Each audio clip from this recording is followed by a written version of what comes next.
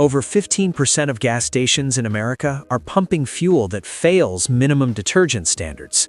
That means millions of drivers are unknowingly filling their tanks with gas that clogs fuel injectors, damages sensors, accelerates carbon buildup, and shortens engine life. Some of these stations are household names.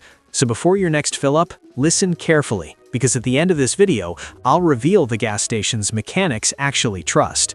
These are gas stations you should stop using immediately.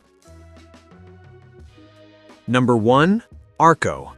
ARCO looks like a great deal, cheap prices everywhere, but ARCO gasoline is not consistently top-tier certified, meaning detergent levels are often too low to protect modern engines. Mechanics regularly see ARCO-fueled vehicles with clogged injectors, carbon-coated intake valves, rough idle, and sluggish acceleration. Many ARCO stations also sit in low turnover areas, meaning fuel can sit in underground tanks longer, increasing the risk of water and sediment contamination. Saving a few cents per gallon here can cost hundreds later. Number 2. Love's Travel Stops. Love's is built for long-haul diesel trucks, not daily passenger cars.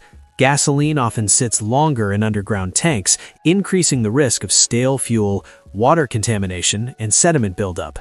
Their gasoline typically meets only minimum legal standards, which is not enough for modern engines, turbo cars, or hybrids. Occasional use won't destroy your engine, regular use will. Number 3. Speedway. Speedway has thousands of locations, but it's not top-tier certified. Fuel often comes from mixed regional suppliers, meaning inconsistent detergent levels, variable ethanol content.